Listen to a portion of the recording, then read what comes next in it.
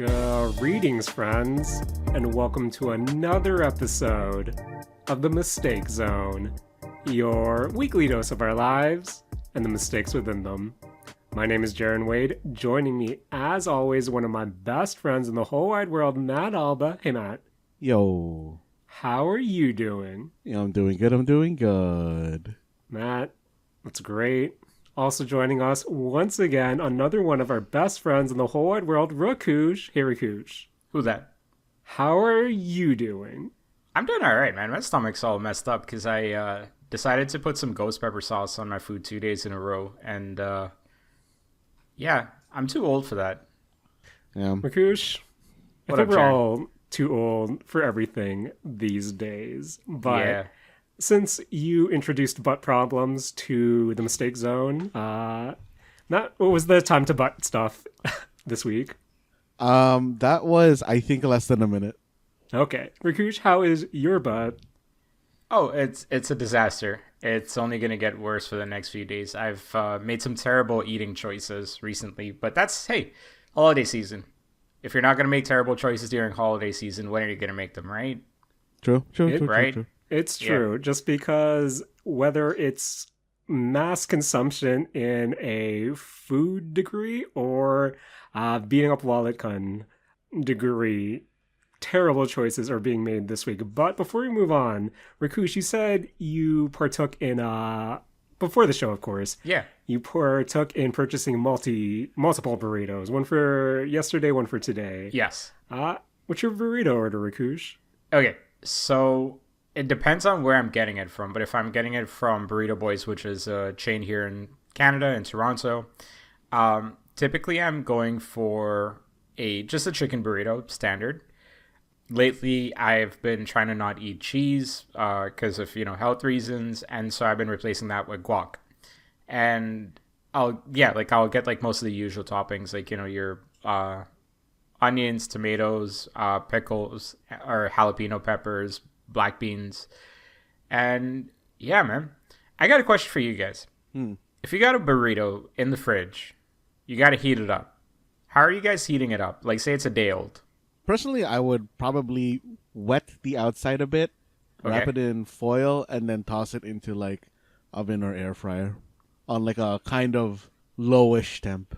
Yeah, I feel like, especially these days, anything being reheat is usually either in an air fryer or a oven. Especially if I have half a pizza that we need to reheat, that usually goes into the oven, but everything else goes into the air fryer. Where I know, Matt, we used to talk about reheating pizza and trying to do the pan with a bit of water. Haven't done that as of late. Yeah, I think the air fryer took that over from me. Yeah. I did French So- toast some pizza the other week, though, so that's You did what? always a classic. Nice. French toast pizza? What? It's like, you know how you make French toast, right? Yes. You're basically doing the custard of a French toast, but instead of adding kind of like, I guess you can add a bit of sugar, but instead of adding kind of like the kind of sweet ingredients that you would add for a French toast, you add kind of like more savory or pizza oriented ingredients. Like I add like onion powder, garlic powder, like red pepper flakes, kind of like stuff in that genre. And then I allow that to soak into the pizza as a, old pizza as a, what do you call it? French toast filling, and then you cook it like a French toast. That sounds diabolical. It's pretty good. Like, pretty you've good. combined two things that should never have been combined before. I don't like this. No, gotta scary. throw thanks to my boy Internet Shack. Internet Thanks, Shack. Shaq. Is that just Shaq? There's a YouTube channel called Internet Shack. He's like a food, like a food YouTuber, and he just does okay. like kind of like more not simple, but like more down to earth style food cooking videos. Like making a French toast pizza. Mm-hmm. Got it. Man, Well, it's not making a French toast pizza. It's using, old leftovers and French toasting the pizza. But, that's yeah. fair. Yeah, That's yeah. fair. I don't know. I feel like all the food or TikTok food influencers or content creators just all blend in. Once I get served one peanut noodle sauce recipe, I'll get 5 more, and Oh they're all God, essentially the same. it's yeah, and it's always like they're influenced by each other as well. So like J Lopez Kenji Alt is one of those guys that will like try out a recipe, and then there will be like 5 6 other dudes that are making a recipe based on what J Lopez Kenji Alt is making. So it's like Kenji Alt, sorry, and it's just like yeah, it's kind of just become like a little bit of an echo chamber of like food recipes and stuff like that. There's this one dude who I cannot stand on YouTube, and it's because his thumbnails make him look too like pretentious. Is it Mark Rakush or something like that? Can't even remember his name. I don't watch his videos. Sometimes it'll just pop up in my like recommendations, and I'm like, nope. Yeah, Rakush. Calling out influencers with way more influence than us is a choice. Oh, I'm not an influencer. I just Yeah, that's kind of why I like Internet Shack, because he kind of doesn't do that sort of video. It's more so like, hey, here's like just general tips. Like, yeah, have you guys seen like Benjamin the Baker? maybe. Because I like his stuff a lot, because it's always kind of like quick. It's usually short content, but it's all about like, hey, this is how it's supposed to look, and then if you mess it up, this is how it's gonna look. Which I think is very, very helpful, because he does a lot of bread stuff. I was like, oh, if you overmix your batter, it's gonna look like this. If you undermix your batter, it's gonna look like this. And if you like did it right, your end product will look like this sort of thing. Which I think is a very helpful information style. Yeah, I think like the only one I still watch at this point is Food Wishes, Chef John. Ooh, Chef John's a classic. Yeah, classic. And honestly, like he's the one guy I've gotten the most recipes from. I think I've gotten like 6 or 7 different recipes that I've made on multiple occasions from him. Most recently, I think I tried making his za'atar wings, the chicken wings. Phenomenal. Absolutely phenomenal. I'm going to make them a second time. I'll make a couple of tweaks of the hot honey sauce, but his recipes are the best ones to go for, because I find that his recipes are suggested recipes, but they're very adaptable. Like you can add, subtract whatever you feel like, and you'll still get like a good flavor out of it. And I don't really get that from a lot of other YouTube channels, at least the ones that I get recommended and the ones that I tend to like, get sent my way. But yeah, this ended up being a food convo. It's not on the show order. Sorry. No, it happens, Rakush. It happens when you're curious about Matt French toasting a pizza, savory French toasting a pizza. But speaking about our childhood dying, boys, walk through the Toys R Us that I mentioned a few weeks ago, the one liquidating near the Saturday morning arcade clubhouse. Everything must go, and not only is it the Christmas season, but here in Canada or Ontario, there's the tax stuff where books tax-free, toys tax-free, and I think, so the liquidations have been going on for a few weeks now, but I went, I believe, the Saturday following when all the tax exempt stuff started happening, and it was borderline picked clean, but they had a lot of books. I was actually surprised at how many books they still had. And the manga wall was semi-picked clean, but for someone who should be using this season to purchase for others, to purchase for loved ones, had to fill out the manga collection, boys. And, when you're dealing with liquidation sales, not everything's going to be in order. Where, boys, let me tell you the haul. I got Komi 1, I got Nagatoro 3 and 4, Oshinoko 2, Spy Family 3, 5, 8, 9, 10, and a bunch of Matt.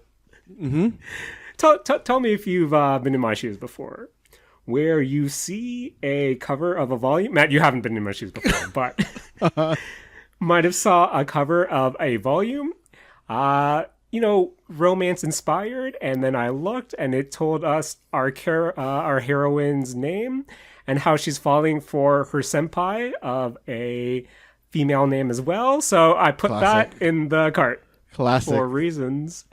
And boys, you know what else shocked me? I saw a lot of villainous manga that I believe started as webtoons, and then they got serialized. And those were notably way more expensive than I thought they would. And even with no tax, even with the 40% off sticker price, shout out to serialization, but way more than I thought, especially with given the size. But I mean, like, if it is coming from the webtoon side, I'm assuming it's all in color, right? yes, And usually those are like around the same size in terms of like I guess like story density or page density Fair, as like fair. mangas, right? So you're paying for the color, which I totally understand, but hard sell for me. Hard sell for me. I also, guys, you know me, on record, big Final Fantasy 14 fan, so of course I had to buy the Final Fantasy 14 art book on sale. And then when I walked by the dollar store next door to get some gift bags, Matt, went to the book aisle, the Art of StarCraft for $5. You know I had to. it at the dollar store? Yep. Oh. $5? I recommend always to check out your local dollar store, especially the books, just because for some reason you'll see random art books there for $5. There's like a Call of Duty Black Ops 3 art book there for some reason. And even their toy selection, you might, luck out with some Gundam stuff. There was some Hatsune Miku blind boxes a few weeks ago at one of the ones downtown. Dollar stores are wild these days, especially for hobbyists like ourselves and the hobbies we actually like. But just seeing everything picked clean. Rakush, AEW figures for $16. Too much to still? Yes, no. Depends on who it is, but that's a decent price. Samojo, Adam Cole, Riho, and Sheeta, and Britt Baker. Rio and Sheeta, shit, I might go buy those. I went by today, still there. You probably should go. $16. Let's see. Or if I'm in the area, I might go pick them up for you. Don't pick them up yet. But- Don't pick them up yet. I'll think about it. No, pick him up so he has to commit. Fair, Yeah. fair. But I don't know. There's always something from a deal perspective thrilling about going to a liquidation sale. I know we've been to our own liquidation sales in the past. Zellers, shout out Zellers, Target. Remember the Blockbusters, the Rogers video, and there's always something so thrilling about, finding a deal, but then there's also something tragic about losing something that kind of means a lot to you, at least nostalgia-wise, where we talked about this Toys R Us a few weeks ago. Still some stuff left. Not gonna lie, I was hoping to find a AEW championship belt, but of course those would probably sell out instantly when it comes to clearance stuff. But how are your Christmas shoppings going on, boys? I don't actually have to do any Christmas shopping this year because my family's not back until like well after Christmas. So yeah, Fair. it's been great this year. Saved some decent amount of money. So you can just do all your stuff on like Boxing Day if you're gonna do it at all. If I want to, I don't really feel like it. I don't see anything I need to buy. True. Man. Matt, before we get into our main topics, because there's a beefy boy topic we need to get into. Steam sale started last week as well. Have you partook in any purchases on the digital front? I have not. I've just been, doing my due diligence of voting in the Steam Game of the Year awards and adding things to my cart that I'm gonna forget to hit buy on. Big fair. I have a $40 credit that I'm sitting on it, but I'm debating what I should kind of purchase. But Rakush, sales going on for all the platforms. Have you purchased anything yet for yourself? I think I just did all my shopping I needed to on Black Friday. None of the games that I want that are like at a cheaper price than they were on Black Friday are currently on sale. So Yeah. nothing really unique. Not really keeping an eye out for anything. I think I'm like good with the Yakuza games that I have with the Mass Effect games. I've got a lot of games to get through, and also probably just saving the money until Monster Hunter comes out. Fair. I was a bit disappointed because during, the Black Friday, the autumn Steam sale, I think Mad Max was like $2.99. Uh Forgot to pull the trigger, and I thought, oh, the winter sale is right around the corner. I'll just wait from them. That was an all-time low. It's currently $4.99 at the winter sale, and that felt real Yeah. bad. $4.99, too See expensive. it. Too expensive. Apparently, Mad Max was like received really well. Where I think the only bummer part is since they took out the online components, or like you can still play it as a single-player game. There's one achievement you can't get anymore because that was tied to being connected online. Feels bad for achievement hunters Yeah. over there. Were you But were you aiming on getting all the achievements? no, but Mad Max has always been a game that I wanted to play just based on reception. But and at a $2.99 price point, that's hard to pass Yeah. up. Also, I was being sarcastic at Uh, $4.99. I still think $5 is fine for a game like that. Sorry. Yeah, but knowing that it's been $2.99 before, that's where my mind's at. Before we move on, my current Steam cart. Matt, get ready because I'm going to ask you right after.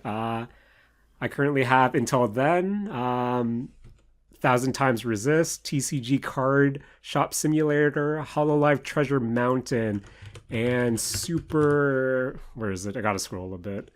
That Super Breaker card game that I was looking at before. But Matt, what are you currently staring in your cart? I mean, it's just the same ones that I basically had before of Nine Souls, Children of the Sun, and Affogato. Matt, Affogato has been on my. I've been adding it and then taking it out of my cart, but I don't know. Some of the recent Steam reviews have put me off. Oh, okay. I haven't been reading the recent Steam reviews, but I just enjoyed the demo for that so much when we played it back on whichever Steam Next Fest that was. Yeah, I really, really feel like I should buy it. that's fair. Also, sorry, it's Super Bullet Break that, I don't know, it's like a TCG rogue light again, or deck builder. But it's technically cheaper somewhere else, so gotta shop around using, is there any deal right now? But, Matt, if there was a one real deal that's been consuming our time since it's dropped, we gotta talk about the Mistake Zone's favorite gacha game of 2024. Saying it right now. Zenless Zone Zero, new update just dropped this week. 2 new characters, new story chapter, and a bunch of new content. Matt, I have gone down a dangerous path of trying to get 2 duplicates of arguably the main character drop of this update, Miyabi. Yes. And that's feeling real bad right now. But Matt, before we get into Miss Miyabi, how have you been enjoying the new Zenless Zone Zero update? I have really, really been enjoying patch 1.4 overall. I, finished the story. I thought it was very well done. There were definitely some things where I'm like, oh, that really sucks. But I can touch on that a bit later. But everything that they've been adding, the new mini games, the changes to existing modes, and I think just generally the quality of life changes that they've added to the game are all so good that it makes me wish even more that this wasn't a gacha game, so that I could actually just play it on my terms instead of waiting for my energy to refill. Because whenever there's an anticipated character, we're just dumping the bonus energy, just trying to get, more opportunities to earn materials to upgrade those characters. Needless to say, I've been going all in on Miyabi, who is our fox. A fox Theron? Is that what? Yeah, fox Theron. It's one of those pronunciations. Yes. She made a big impact on me when I first saw her in the story mode. Considering she is our katana wielder, and I know I did this to myself. I would really frequent the ZZZ leaks to see how everyone was receiving her during beta periods. And Matt, not gonna lie, for a while now, was pretty scared that she wouldn't be as busted as I was hoping to be. And Matt, needless to say, Miyabi, pretty busted. Matt, how do you like Yep. Miyabi as a playable character? Yo, right now she's the just throw suitor at it of ZZZ. That's an Arknights reference. Like she is like very very strong, and I do hope that the kind of idea of this isn't necessarily power creep. This is like, her filling in her story role, being a like what they call like a void hunter, Yes. of being the best of the best. I do kind of like this idea of like just having that tier of power for like this type of character, and then this basically setting what the ceiling of characters Fair. like should be. Matt, in a perfect world, that would be the case. Yes. But in a world of MiHoYo Gacha,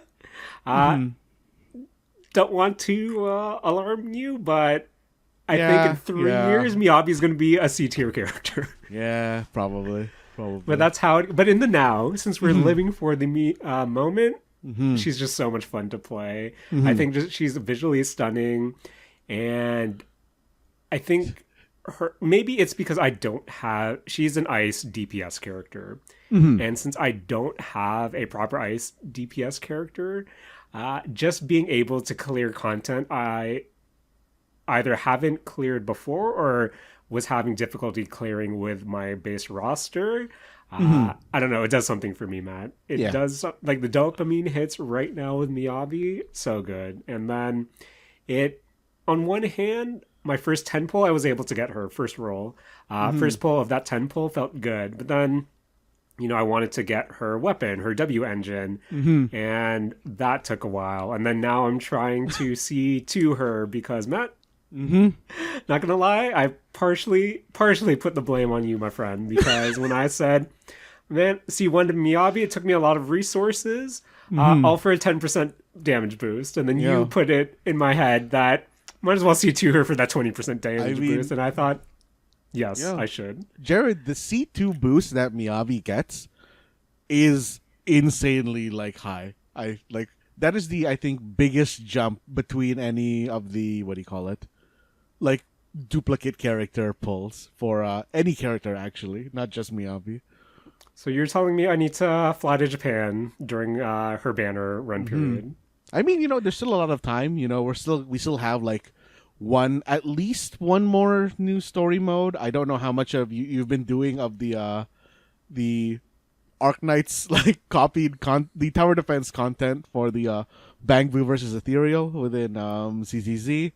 There's a lot there, Jaren, I know you have your monthly going, so that's gonna be another at least like 20 pulls before the year is or before the patch is over.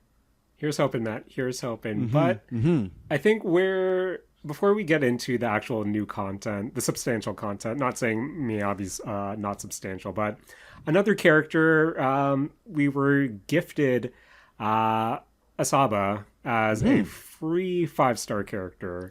Yes. And his banner's also running as well for the next month. But have you, invested anything in him, or have you just been putting everything in Miyabi right now? Right now, I am still building Miyabi.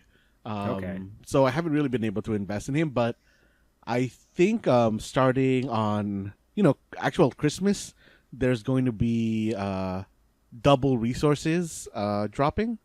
So I think I'm going to be putting those resources into Asaba. Okay.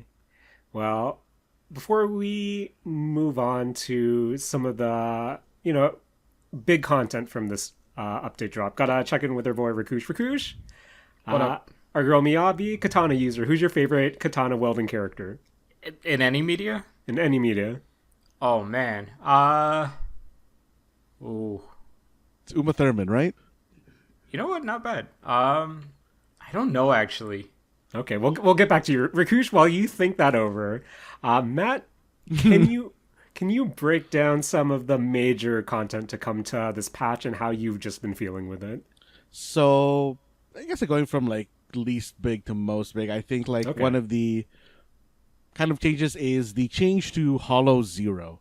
Yes. They've gotten rid of the old Hollow Zero, which used the TV mode, and they've brought in Hollow Zero Shadows Lost, which is basically a lot more of a roguelike version of Zenless Zone Zero, which I'm having a lot of fun with. I think it is a little bit clunky in how you not travel around, in how you navigate around the kind of standard now, kind of like tree path that you follow to, hey, go to this node, go to this node, go to this node, and then it ends on a boss. I think it's kind of like chunky how you traverse that, but I do like, the items that they brought in, which is kind of changing character abilities and like basically hard buffing them with very fun new moves, I think. Yeah. And kind of adding a lot more, I guess I don't really know how to say this other than like more rogue-likey style items where, hey, instead of HP just being your HP, now your HP is more of a resource where, hey, you're using this to increase your attack power. And, Yep. They've added basically the summonable Bang Boo, which, has its own power sets where, first off, it'll attack for you, but depending on what gear you're carrying, it'll do almost like a secondary effect almost every time. And I think that all these things are very, very interesting for Hollow Zero, and potentially, like, I hope that they bring some of these changes in some way to the, like, main, I guess, like, story portion of the game somehow, I guess. Okay, I got my answer. What's up? I got 3, actually. So, number 1, Roronoa Zoro from One Piece. Obviously. Of course, you weave. Yeah, of course, yeah. Number 2, Master Yi from League of Legends. Fair. You know what? Fair. Okay, Fair. okay. It's a good one, right? Yeah. And number 3, Zatoichi, the Blind Swordsman. No. Okay. I have no idea who that is, I think. It's an Good old picks, movie. Rakush. Okay. I like how you traverse different media there. Yes. Yeah, To make yourself seem cultured. Seem cultured, excuse me, sir. Excuse me. Oh, sorry. mad. To flex your culturedness. Thank you. Please respect my culture of anime over here. Wow, someone sounds worldly. Rakush, you have proved to everyone that you read, I'm assuming.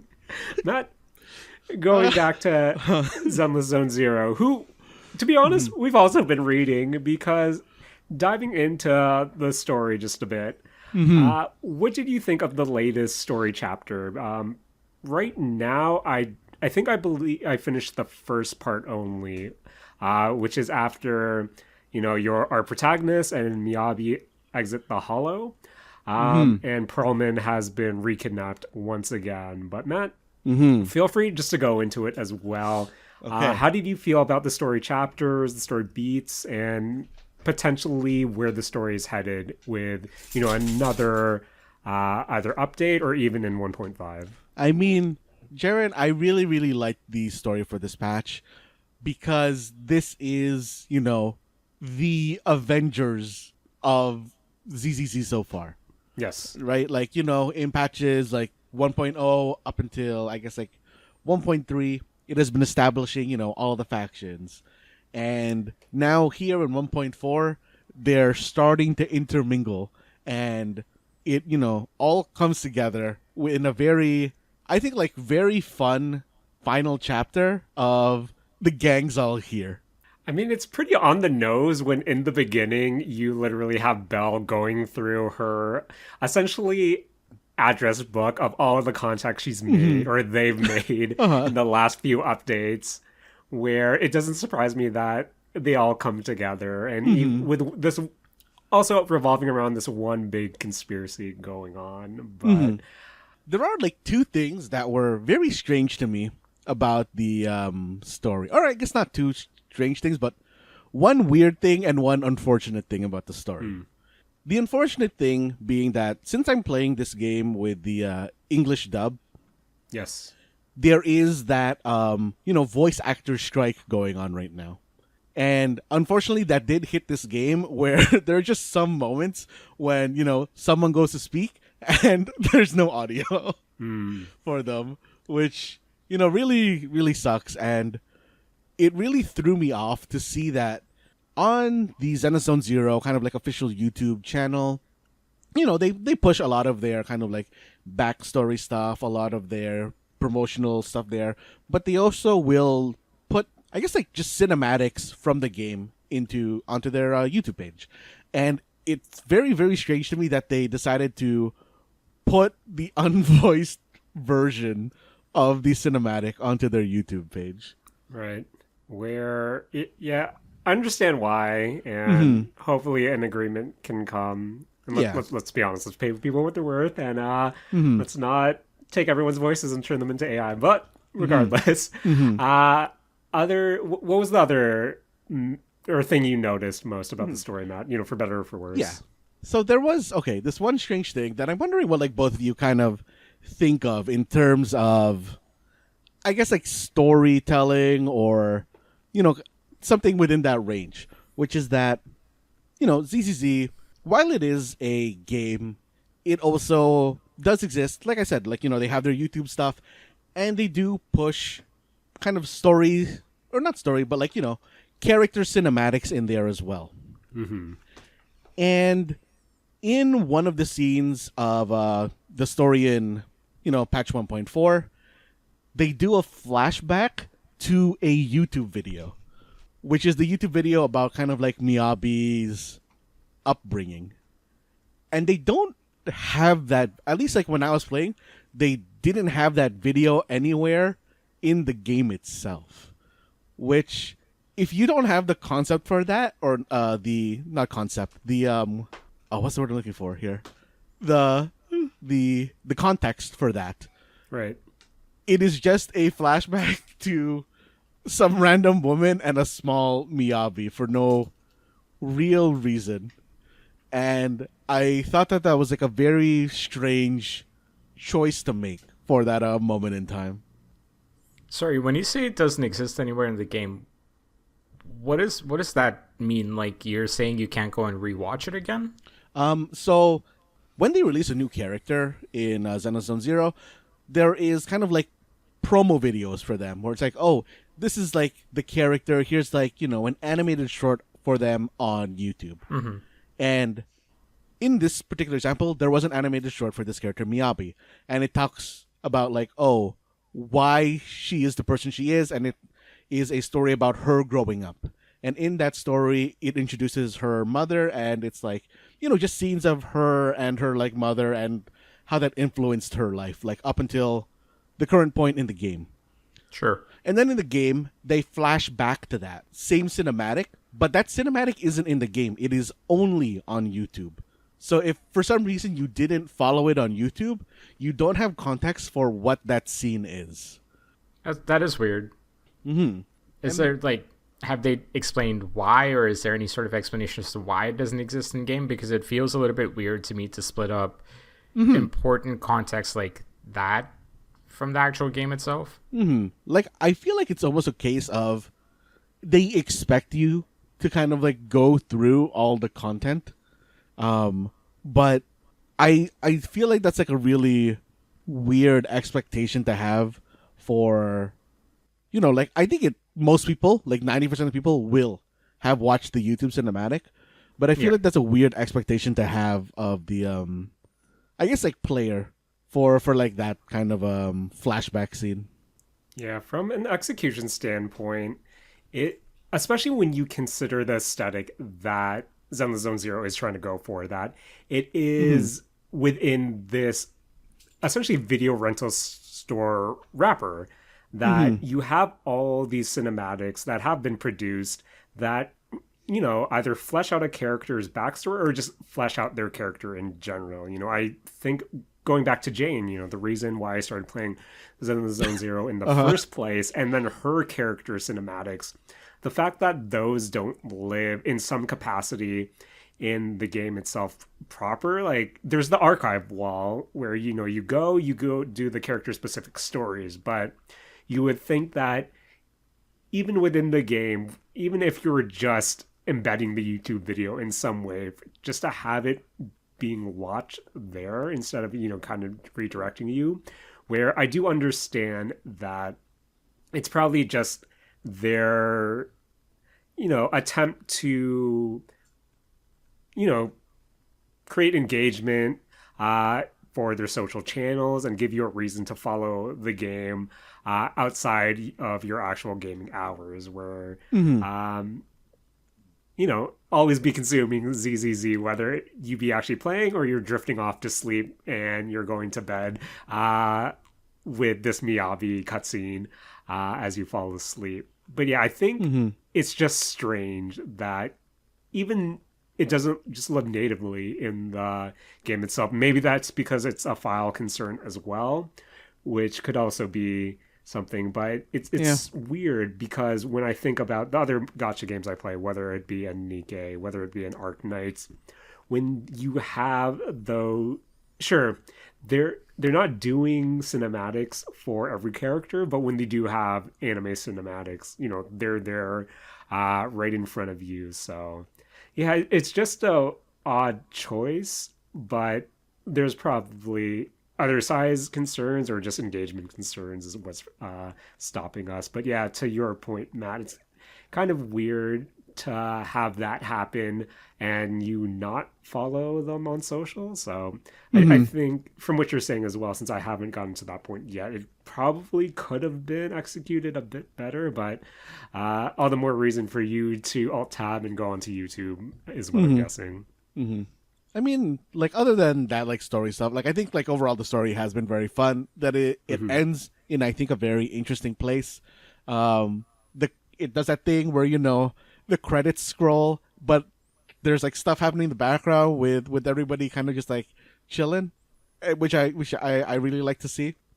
But going back into more so like I guess like gameplay stuff, they brought Arknights into this game, Jaren, Yes. with the Bang Boo versus Ethereal mode, which is basically just tower defense.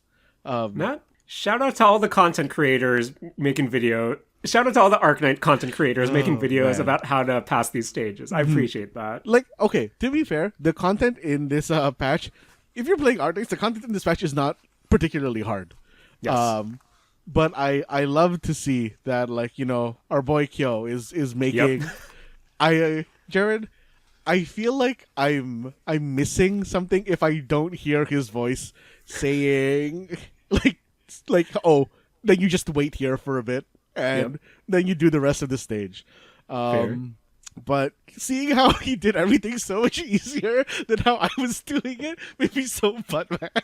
Matt, as someone who's been playing Arknights for years, if I Uh-huh. don't have a Blaze and Saria equivalent to instantly auto that stage, my mind melts.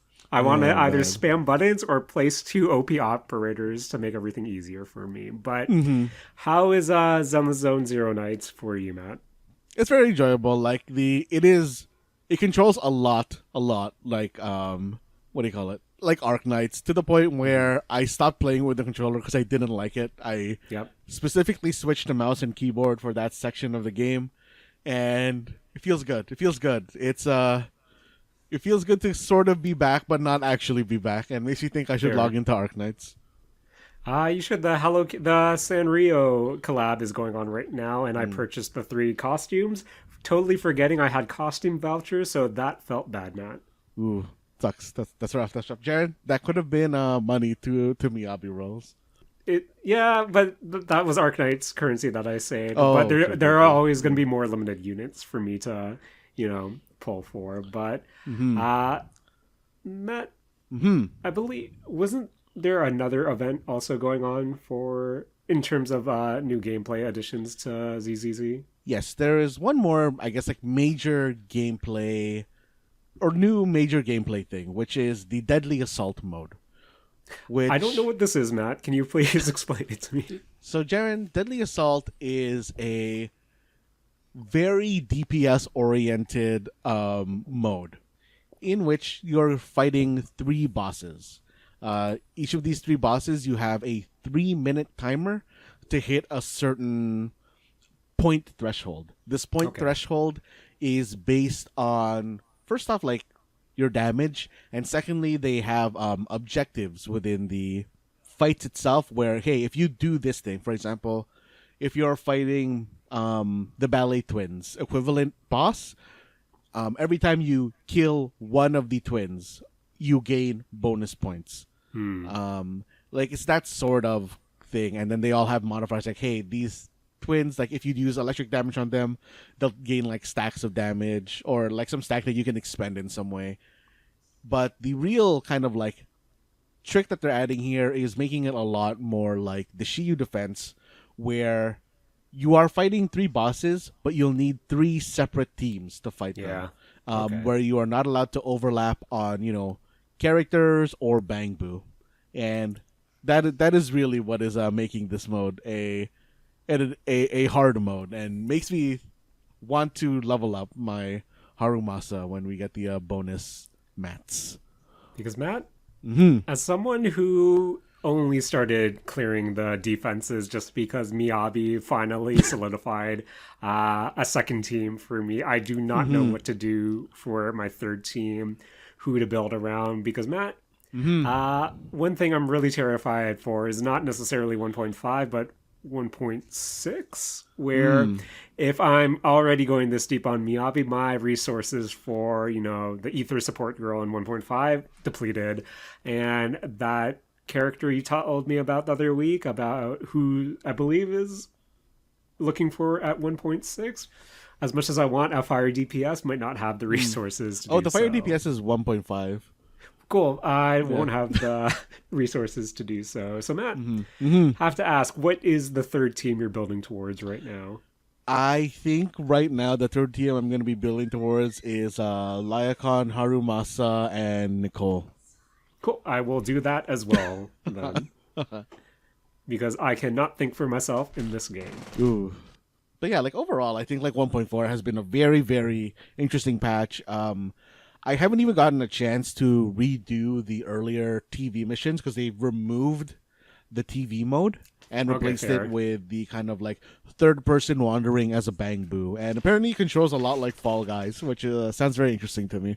Matt, do I get Poly if I do that? I actually don't know. You maybe? I don't know. Because, Matt, I need some resources. I need some resources real bad. But wrapping up now, anything else on 1.4 that you've just been enjoying? I mean, I'm really interested in it. I think it'll be out by the time this episode releases, but they are releasing, another mode which is going to have like Miyabi wandering around with a Bangbu. So Okay. I'm interested in seeing what that's going to be. Okay. Sounds good, Matt. So, Matt, Zenless Zone Zero, what turned out to be a sleeper hit for us. Matt, all I'm going to say is our year in review episode is going to be real interesting. Real interesting. But yes, I will continue to chip away at all the content because I got a C2 my Miyabi, and then I apologize to the idol characters coming in the future if I don't get to roll you. But moving on, Rakush, What up? how are your adventures with Pokemon TCG Pocket? They might have broken the game. How so? Is this for with the new expansion out? Yeah. So a couple of days ago, maybe a week as of this recording, they released a new booster pack, the Mythical Island one with the Mew EX card and the Celebi EX card. And, a bunch of other different cards as well.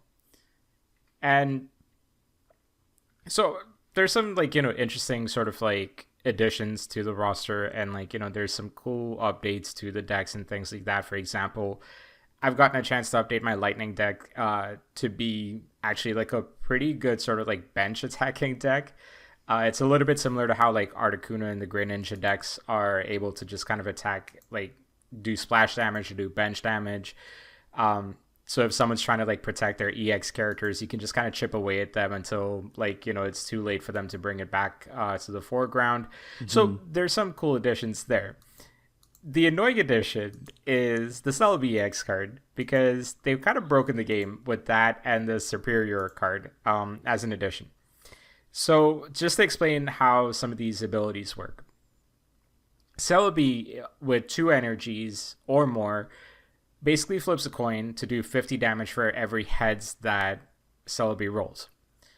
So each energy is a coin flip. So if you have, for example, 2, that's the minimum, you can flip 2. If you have 5, you're flipping 5.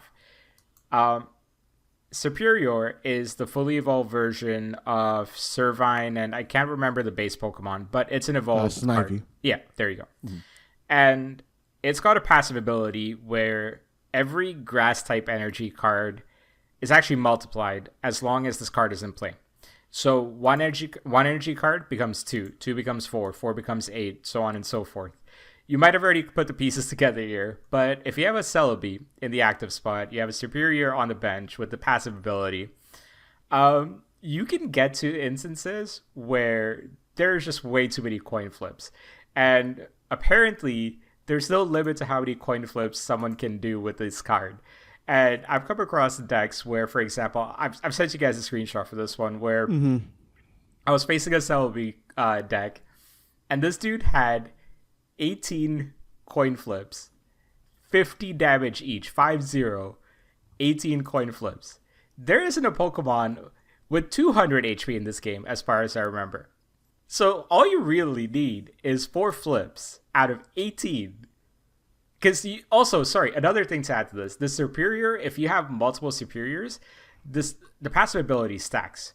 It does not stack. It does stack. It stacks. Is that a bug? I don't know if they fixed it, but it was stacking because Okay. I've seen the 9 go, or like I've seen the 4 go to 8 to go to 16. Like it stacks. Oh, So those stack. And then, so you basically have to like kind of deal with that. So the moment you see it, you're either just kind of like quitting out, or you get lucky and like they're not playing the Celebi as an active card or whatever it is, right? But it's one of those decks where like within 5 seconds of you seeing it, you're like, well, shit, like I just gotta like stop playing this dude because it's that annoying. And so they've kind of broken the game where if you have a certain combination of those grass type cards, it's over. Like you get to like turn 4 and you haven't attacked a Celebi yet, it's over. Like you're not actually beating it. Because in addition to all of this, I feel like the grass decks are extremely OP right now because there's so much heal on the grass decks as well. You've got the Erica cards, which do 50 healing. You can have 2 of those cards. So even if you chip away, you can heal for 50 there. Then you have your potions that do 20 recoveries as well. So that's another 40 HP that you can recover. So it's almost like it's very, very difficult to actually defeat one of those decks itself. Unless, again, like the Celebi's on the deck, on the bench, or whatever it is. Like if you're playing it that way, you might be fine, but it's very rare. It sucks. I like Executor. Rakush, are you still having fun playing PvP? Yeah, I mean, yeah, fun. It sucks too because like you have to get to 45 wins in order to get that badge. Which is the event right now, and you have to get to 50 to max out all the achievements and to get all the Stardust and things like that.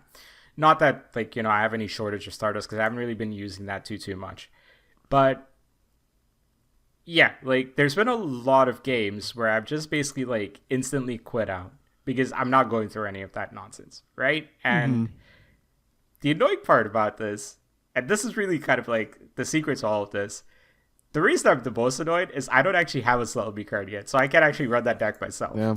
That's the dirty secret here, is I don't actually have the ability to run that shit. You gotta do the budget Executor. Guy, okay, the Executor's not bad. Honestly, like I kind of like that one because it seems like that's a very good hard counter to kind of like the energy stacking, where it does extra damage for every energy that you have. That's a new Executor card that got introduced. Also, I really like the art on the full card EX version of Executor. Ooh. That one's cool.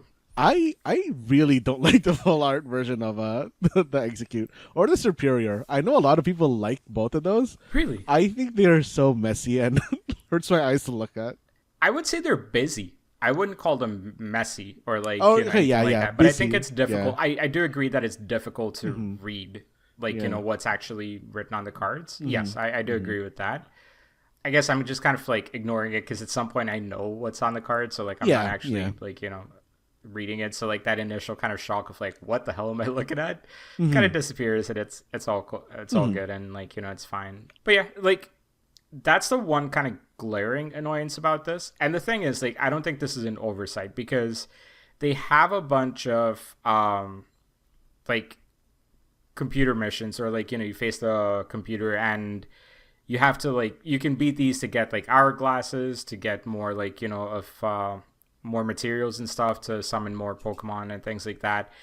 And one of the decks that you have to beat is this combination of Superior and Celebi.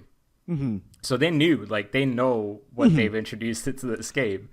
And I don't know, I feel like it's this like escalation that the only way you can counter it at some point is to introduce cards that are equally broken or overpowered.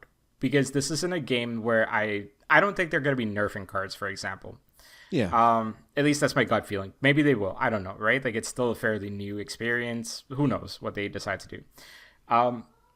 But you're going to have to keep introducing, in my opinion, more and more broken cards. And when you do that, you're making some of the original decks obsolete. And so, like, if you're trying to run any of, like, the OG Pokemon cards, the OG generation cards, I don't actually see a good path for these decks to remain relevant forever. Like, the Venusaur deck, for example, it's like slightly usable still, but it's not as fast to charge up as a Celebi one, and it doesn't do as much damage as a Celebi one. So it's kind of already becoming a little bit obsolete when that used to be one of my strongest decks. The Pikachu EX Lightning deck was also kind of overpowered. The amount of damage that does, decent. In time, is that going to be enough? Right? Because if you're introducing more overpowered cards, now suddenly, like, that Pikachu doing 90 damage with 2 energy, not the strongest, not the most efficient kind of use of, like, EX cards and things like that. So there's, like, a lot of these elements that are getting introduced into this game that, I don't know. Like, I don't know how long some of these cards are going to be relevant for. I mean, it's all about meta, right? Like, yeah, that's kind of the unfortunate part about trading card games in general, where I think that's the secret. Big TCG doesn't want you to know. They want you to buy into every new pack. They want you to spend all your Poke Gold on ripping a 10-piecer every time a new thing comes out. And that's not saying it's right, but that's kind of the territory you're stepping into if you want to keep up playing this game competitively, if you want to keep up with the meta, and if you want to do anything more than to, even if you're just trying to collect, the fact that this booster pack it says it right there, timed booster pack, should set off a lot more red flags than I think I'm seeing. But again, that's the unfortunate territory you kind of tread with this. Yeah, and I feel like, especially for the Pokemon trading card game, like, weakness stuff does play a lot. Because, like, granted, I'm, like, not really, like, doing a lot of PvP in this game. But from what I have been seeing is that, like, Celebi deck has just made the Blaine deck, for example, worth so much more. But I also feel like, I think we said before, like, it being only a 20-card deck means it's very hard to put in just, like, tech cards for, like, dealing with stuff. I do think, like, making it a 20-card deck has introduced some interesting strategy to it. Like, for example, like, currently I'm trying to figure out what the ideal sort of, like, build for the Lightning deck is, because that seems to be the one that I'm having the most luck with against most of, like, in fact, I am having luck against Celebi decks a little bit with this Lightning deck, because the key change I've made is the new Electabuzz is kind of similar to what's that lightning horse one? Blitzen, Zebritzen or something. Yeah. But both of them have a similar ability. What it does basically is you can do the Zeblitzen, whatever it's called again, does 30 damage. Electabuzz does 40 damage to any Pokemon. So you pick anything that's inactive or on bench. And that's introduced, like, actually a pretty good level of defense here, because what I've been doing with that, whenever I see a Celebi that's on the bench, is just keep attacking, like, chip away at the Celebi, keep chipping away at it, and then this only, of course, works if, like, the active Pokemon doesn't do, like, crazy damage against you, but, like, if the circumstances are right, you can make it work. But it's also kind of like figuring out what makes the circumstances right for you in a limited amount of cards is interesting. I do kind of like that so far. And as opposed to having like 50 cards and then going like God knows how many turns to like get the ideal setup. I think like they've figured out like a decent sort of balance here. It's just about like how do I build that deck up with what I have and things like that that introduces an interesting element to this. It also honestly helps a lot against there's this other new card, the Degrion or something like that, where basically it's got a passive ability where if you attack it, it also does 20 attack on your Pokemon. So, and it's a base Pokemon, so like a lot of folks have used that as a meta to play it as a starter Pokemon and to kind of like defend against a lot of damage and stuff like that. But if you have like an Electabuzz, you have a Blitzen or whatever again, you can kind of bypass that and attack whoever you feel like attacking, and that introduces like an interesting strategy and an interesting counter and stuff like that. The only annoyance, like genuinely the only annoyance that does feel like it breaks the experience anytime it comes up, is the Celebi deck. Because like there are just some folks that like have all the cards they need to make that deck happen, and it just sucks. Rakush, can I interest you in buying a bunch of Poke Coins and then buying a bunch of packs to open said Celebi card? You mean physicals? Sure. No. Video game, maybe. Let's chat. Let's talk. I don't know how that works. I don't know how the trading works. Also, I kind of want them to introduce the trading soon. Like, I want to know how this element works. Oh man, same. I'm wondering in what way it's going to be limited. I'm hopeful that it's only promo packs that are limited.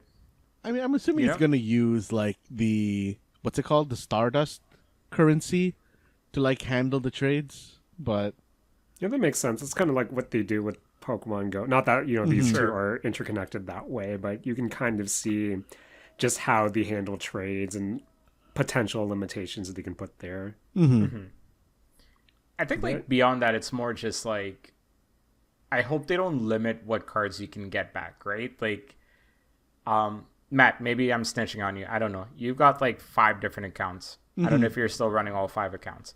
But like, say you want to like, build out one of those accounts, you can use a trading system and like, just transfer everything over, right? Like, sure, why not? As long as you have enough Stardust. But I hope they don't like limit too much what you can trade. Yeah, in terms of like the actual cards themselves. Yeah. Yeah. But maybe the star system kind of like, or the rarity system is going to come into play as well, where like, you need to have a certain value exchange, like they might keep that. Like you need to trade like a 3-star for a 3-star type thing. Yeah, which again I hope isn't the case, because I'm still waiting for a lot of these like full art EX cards that like I just haven't seen yet, right? So like I'm kind of hoping like more of like those cards get introduced via trading. Yeah. Have you guys been playing a lot of Pokemon still, or like have you guys kind of fallen off it? I buy real Pokemon cards, Rakush, so... Right, sorry. I literally forget to open my daily packs, so that's how much I'm actually playing this game. I still like open daily. I don't really do much battling. Honestly, like when I do battle, I've been trying the no EX tag, which I feel like is a bit more interesting. But, that still does have its own kind of like meta in there. The battling system honestly seems... From what little I did with that Mewtwo deck the first couple of weeks, it's honestly the most unappealing thing in the world. And you describing your climbing right now made it seem even more unappealing to me, where I already play my fair share of mobile games. So if I remember to open a pack, I remember to open a pack. If I don't, I don't. So I think that's totally fair. I think there are some obvious shortcomings with this game. I'm not sure they ever intended for this game to be like, as in depth as maybe like I'm hoping for it to be. So maybe that's just like a personal expectation issue or something like that. But yeah, it's honestly, it's not like a phenomenal game. It just kind of has kept my attention. It's something to do, like, like wake up in the morning, getting ready for work, taking a dump, whatever it is, right? Like whenever I need to kill some time, it's there. Yeah, maybe we should just transition to the full Pokemon trading card game online. Maybe, yeah. But also, you know what I like about this? I can play it while you guys are talking about Zenless Zone Zero. Fair. How many Celebis did you come across while we were talking about it? I actually won like 3 games while you guys were talking about Zenless Zone Zero. Oh, nice. Congrats, Yeah. man. Congrats. I'm happy for you. Thank you. Fair. I was actually doing that Electabuzz deck update while you guys were talking about that. Nice. I'm just looking for Prismatic Evolutions to come out next week. Got some ETBs pre-ordered. Got some poster bundles pre-ordered. Hopefully I get the new Umbreon card because those EV Evolution cards are looking nice. Boys, this has been a beefy boy episode, so let's do some quick hits real quick. Matt, Dress Up Darling 112. How do you think of the pacing right now? I mean, I feel like the pacing is still exactly the same, but it's not it's not boring content anymore, so I'm happy with it. Big fair. How long do you think they're going to draw out this, we're still trying to figure out what dating actually is right now? I feel like at least four more chapters. I really like these fluff chapters. It's really nice to see how awkward they are together. And of course, the hold my hand meme, should have invested in that because that's on the rise right now. But I think it's running into I think I mentioned this before. It's running into the same issues I have with Hatomi is shy with strangers, where it's nice to see them navigating this relationship, but nothing actually is happening. And considering all the conversations we had earlier this year about potential ways the story can go, Matt, I don't think they're going down those potential story beats anymore. Which, on the one hand, I like me a good, comfy rom-com, but on the other, I feel like these characters can meet a bit more adversity in this story, but we'll see where it goes. I mean, you're saying that, Jared. When they were meeting adversity, we were poo-pooing this manga for the longest time. I think I'm a fickle anime reader, and this is becoming apparent the more I read Dress Up Darling. True. Boys, what do you think about Fortnite and how much of a mess it is right now? We have Mariah Carey, we have Snoop Dogg and Shaq in Santa outfits. We have a Samurai Batman. We have a Samurai Darth Vader coming up. And next month, there will be 4 Hatsune Mikus in the game. I think my favorite meme from all of this is when someone was like, someone works a 10-hour retail shift, comes home, loads of Fortnite to unwind, and is suddenly barraged with Mariah Carey during the game as well. Oh, is the song in Fortnite as well? Yes. Yeah, I guess so. It's an emote and a Fortnite festival song. Amazing. Jaren, what was the big frozen block of ice? Was that Mariah Carey? That was Mariah Carey. Okay, that was okay. Yeah. That is terrifying. I like that you leaned into that meme, to be honest. Yes, it's good. It's a self-awareness, and she deserves it, and all the success. How do you feel about the fact that there are no lightsaber pickaxes, but we're going to have a katana lightsaber as a pickaxe? What do those words mean? Cool. Moving on. Rakush, Dawn to Dawn, season finale. I didn't watch it yet. Did you watch it? I did. We'll chat about it when you watch it. Okay. Did you like it? I liked it, but I do like it. I think it's an interesting cliffhanger. I had sneaking suspicions that's where they're going to end because I just could not envision them like packing more than this into it. But season or core 2 is July 2025, I believe. So it's not that long of a wait, actually. Well, that's not bad. Just hope it doesn't get blue locked. Yes, oh God, please no, don't do that, dude. I love the meme of like, since Blue Lock is like the arc is called like the under 20 like tournament arc, so they call it the under 20 frames per second. Yeah, under 20 frames per second. Oh, that's good. So good. That's so good. So good. That's pretty good. Guys, side note. While we're recording this episode, I've just been like looking at some things on Reddit, like, to figure out what to talk about. One of the promoted ads for me is a Undone X Hololive Party Together watch ad. Pre-order period from December 20th to Jan 31st. I'm wondering if you guys know who this character is. Elizabeth? Rakush, you just insulted me and Matt right now. Matt, I'm insulted right now. Of course we know who Elizabeth is. You know Rose what? Blood Flame. Yeah, Roseblood Flame. Yeah. I had one of her karaoke streams on earlier today. Who else is in You might this? want this I watch wanna then, see. Jaren. Ooh, Iris has a watch. Honestly, Like, don't I actually get wear me started watches. talking about watches because I'll tell you some disgusting things about why I need to go to Japan in the near future. But we can save that for another day. Oh man. And Matt, Hmm. final quick hit is with the anime season ending. Is there anything starting January that you're looking forward to? I honestly, ever since I stopped doing or ever since I skipped the what do you call it, anime to watch for fall, I haven't been looking at the anime coming out for Big the fair. upcoming seasons. Big fair. Thanks I for feel like reminding me though, Jaren. What's I up? do need to go check that out. Okay. Matt, all I know is I've been linking you to random TikToks to tell us about all the anime coming out in 2025. As a mental note for me to keep in mind, I forgot everything that I sent you this year. Sounds about right. Sounds about right. Is Sakamoto Days starting this next season? Yeah, next season. Yeah. Yes. Okay. I'm looking at a list right now. Yeah. Solo Leveling season 2, ReZero season 3, Arifureta season 3. What else is going to be interesting on here? What's it called? What is the English name of the Medicine Girl one? Chinese Medicine Girl. Oh, Apothecary Diaries.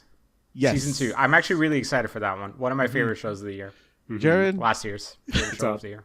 there's 24 episodes of Quintessential Quintuplets coming out. I don't know what this is. I thought it was done. I thought the anime for this was done. Matt, Uh-huh. is this our time? Does each girl get an ending? Sorry, I read that wrong. It's two 24-minute episodes. Oh, that's very different. Oh, man. I thought that was like 2 seasons, which means 24 episodes, but fully read that wrong. Fair enough. Fair enough. But boys, another beefy boy episode. I guess by the time this comes out, holiday season. So happy holidays to all our friends listening out there. I know on the docket right now we have a year in review episode that not sure when we'll be able to record. We might figure that out soon, but there might be a holiday hiatus. If there is, I'll post a quick update on the blog, and then we'll figure out when we will return. But before we say our goodbyes, there's one more thing we must do. One tradition that we have included in the mistake zone. And boys, I think it's that time for a Don't Match Me challenge. Yes. And Oh, shit. for those who are just joining us for the first time, or our friends who have joined us for the better part of the year right now, and Don't Match Me challenge is pretty simple. One of us will bring forth 5 questions, and you, as our friends listening out there, all you have to do is come up with an answer that doesn't match ours. If you want to, normal mode is don't match the presenter, but hard mode is don't match all of us. And of course, if you have a category or a set of questions that you might not be familiar with, feel free to pause this episode, look it up, and hopefully the answer you look up doesn't match us. Now, Matt, is today a special episode of the Don't Match Me Challenge? It is, Jared. Yes. I really, really like that you didn't trust Rakush to pull off the explanation correctly, so you did it for him. I'm actually really glad you did, because there's no chance I would have done that correctly. Man. So, yes. You know me quite well. That's Thank good. you. That's good. So, Rakush, as the first timer, as the game master for Don't Match Me this week, please take it away. So, what better time for me to do my first one as a gift than, during this amazing holiday season, Christmas season. If you celebrate Christmas, holiday season if you don't. This is my Christmas. Don't match me. I've got 5 questions about Christmas this week for you guys. I have them in not the right order. Also, I probably should have written my answers down, but I'm going to figure out my answers as we go through the questions. So, Living on the edge there, Rakush. I like it. living I on like the it. edge. Yeah. So I'm going to start with my first question here. Wait, hang on. Sorry. What do you mean you don't have? Oh wait, no, never mind. Sorry, never mind. Got it. No. As in, I don't have my, surefire answer. I have, a series of answers that I can roughly give you an answer. but there's not one where I'm like, this is my answer Okay, confidently. okay. You know? Okay. So you're saying you're gonna take the shot when it counts. Is what you're saying? that's what it is. Yeah. Okay. Just winging it. Let's jump into it. My first question for you guys. One of the big traditions of Christmas, at least back in the day, used to be caroling, Christmas carols, and playing Christmas music and stuff like that. Question number 1: name one Christmas carol. Remind me, it's typically the person that asks the question that answers it first. Yeah. Okay, cool. It's weird being on this side, so I got to clarify all these things. Name one Christmas carol in 3, 2, 1. I'm going to go with Silent Night, Holy Night. Ooh. I went with a, similar starting letter. I went with Silver Bells. Ooh, good one. It's one of my favorites, actually. That is one of the first songs I ever learned how to play on the piano, I think. Damn. Do you still play the piano? No, I do not. Damn. Fair enough. The one I settled on was the one that I want to say we sung the most growing up in our school environment. And that was, I believe, I don't know the proper name, but I think it's Hark Now Hear the Angels Sing or something along those lines. Hark the Herald Angels Sing? Yes, that one. Yeah. Okay, yeah, that's a good one. Mm-hmm. Okay, I'm going to move on to the next question. I was kind of hoping what if you would have answered with this one, but it would have made a great segue. But I get it. There's a lot of Christmas carols. Mm-hmm. Number 2, the 12 Days of Christmas. Mm. Name one of the days of Christmas and the gift that was given out for that day. Oh man, can I do some inside baseball right now? Go ahead. So, I was also, before you said you were gonna do it, I had written up a couple don't match me's for this episode, and this is exactly one of the questions I had for don't match me. Now, let's do this just to kind of clarify, because the way the song goes is the more days of Christmas you get to, you name all the days and all the gifts. You only have to name the day, the numbered day itself, right? Maybe we can disqualify the first day of Christmas from this, but if you're picking the first day of Christmas, you just got to talk about the gift on the first day of Christmas, if that makes sense. Mm-hmm. All right. So, 12 days of Christmas. Pick one of the days of Christmas in 3, 2, 1. I'm going to go with the 5th day of Christmas. Ooh. 5 golden rings. Classic. That's a good one. Matt? I went with the one that confused me the most as a child, which is 2 turtle doves, because I assumed it was birds with shells when I was a child. Fair. Yeah, what are turtle doves? I've actually never seen one, I don't think. It's just a type of dove. It's like a genre of, not genre. That's not what you say when you're talking about animals. It's a type of dove. Yeah.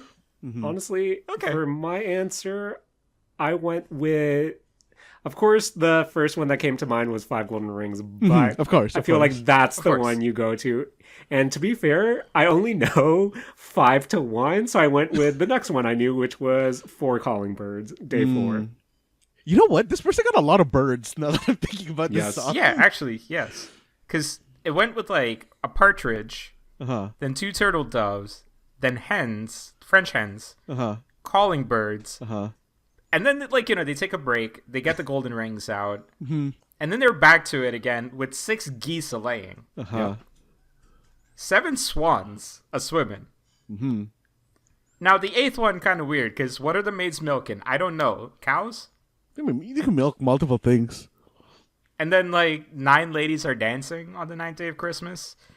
It's a party. 10 lords are it's a leaping. party, Rakush. So the thing is okay, if you got 9 ladies dancing and 10 lords a leaping, one of those lords is going home alone. Who do you think that lord is? No, I'm joking. That's not one of the questions. That sounds like a Vault episode to me. That's a Vault episode. Just tune in for 2025's next investigation podcast, where we figure out who the lords are. Fantasy draft of the 10 lords a dancing. Yes. Okay, you guys, 2 questions down. I'm going to move on to question Sorry, number 3. before you go, Matt, Uh-huh. if we're drafting dance lords, Mad Chad, right? Oh, yeah, I was gonna say, oh man, was it? What is the name of the girl who had the attitude in the women's breakdancing Olympics?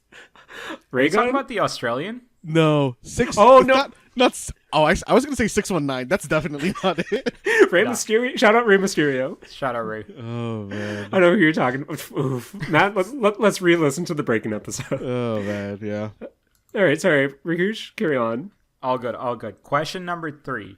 Another Christmas tradition is, gathering by the television, watching some of our favorite seasonal movies, our favorite Christmas movies. Uh-oh. I want you guys to name a Christmas movie. Uh-oh. Uh-oh. Damn. In 3, 2, 1. I'm going to go with the Charlie Brown Christmas. Oh.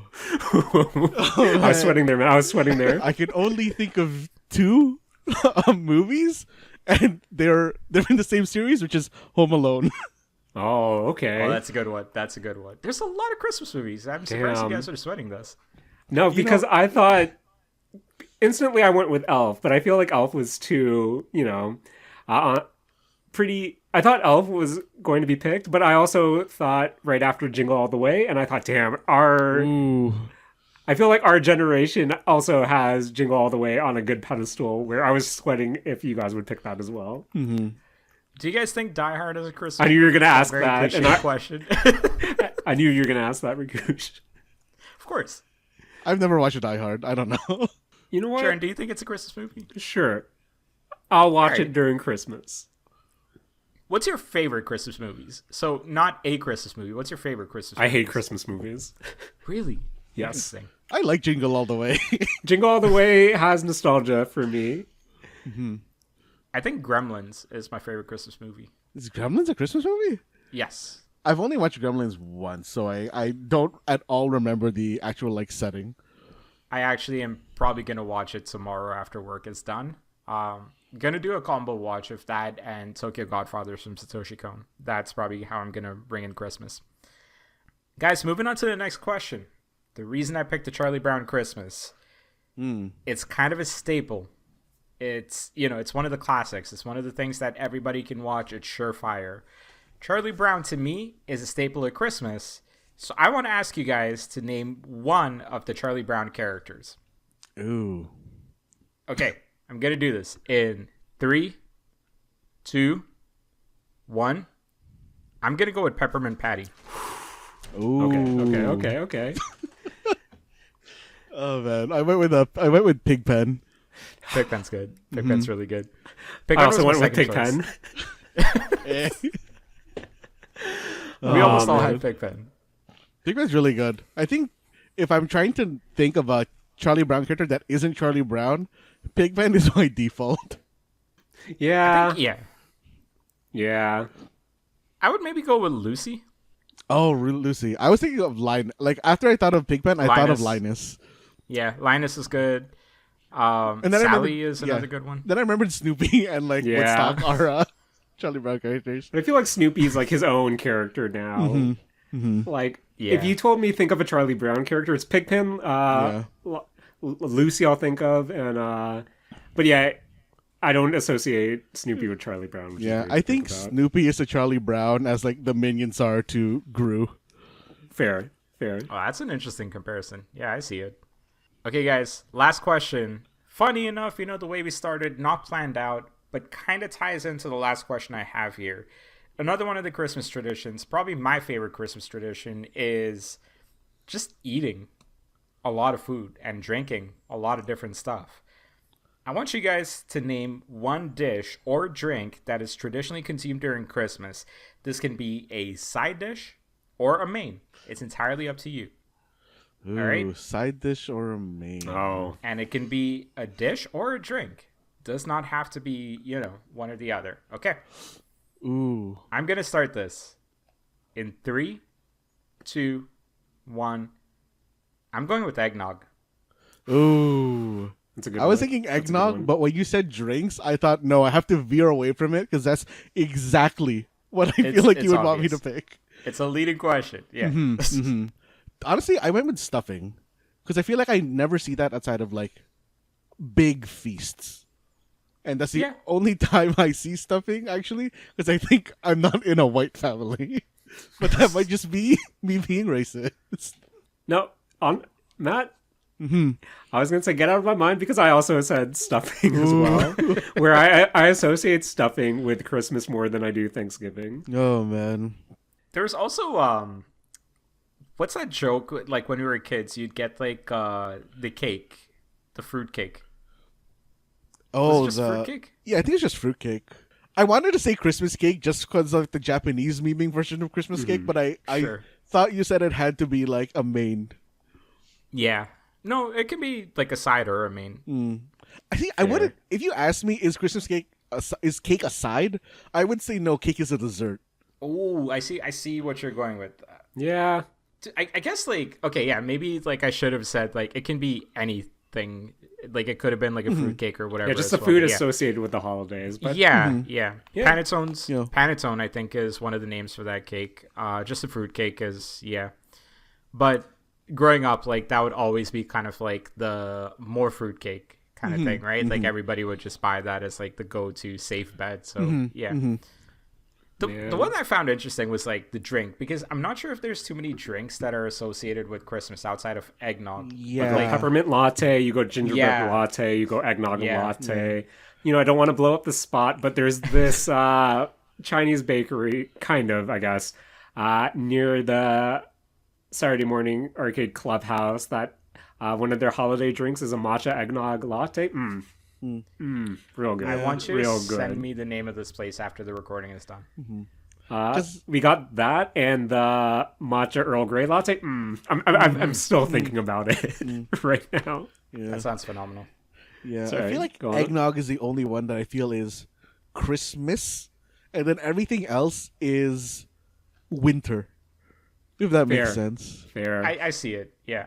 Well, peppermint. Yeah, peppermint I could see being associate. Christmas. And I guess gingerbread too. Yeah. But man, now I'm just jonesing for that matcha Earl Grey latte. Maybe tomorrow, maybe a Christmas Eve treat. But Yeah, guys, I'm gonna be near the clubhouse in a couple of days, so maybe it's time for me to go get this. fair. But what a treat as it has been. Where don't know when the next, we said before, the Don't Match Me challenge. Not sure when the year in review episode will be. Might be a bit of a hiatus once we try to figure out our holiday schedules. But it has been a treat. Another year with the boys for the Mistake Zone. And if we don't get to hit you up next week, hopefully the week after. But until then, gotta give my thanks to my best friends in the whole wide world. I want to thank Matt Alba for joining me this week and, of course, editing this podcast for the whole year. Thanks, Matt. Yo, thanks, man. And of course, I want to throw some thanks out to Jaren for, as always, hosting the show. And, again, as always, spending a lot of money on things he really didn't need to buy. I did not need to buy a lot of the things I talked about this year, but I did. I got to thank our boy Rakush for coming in, more consistently for the end of the year, but also joining us throughout the year as well. So thanks, Rakush. And also thank you for bringing this week's Don't Match Me challenge. It's been fun, guys. I'm happy I can do this weekly again. It's a fun little routine for Monday evenings. Didn't really have much I was doing on Monday evenings anyways, so yeah, enjoy it.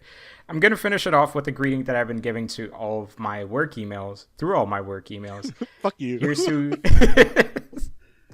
Here's to continued collaboration in the next year and beyond. Ooh, that's very formal and professional of you. It's literally my job, is writing emails for a living. For our very formal and professional podcast. So, Matt, please take it away. This has been the Mistake Zone, and we're all out of Lords of Leapin'.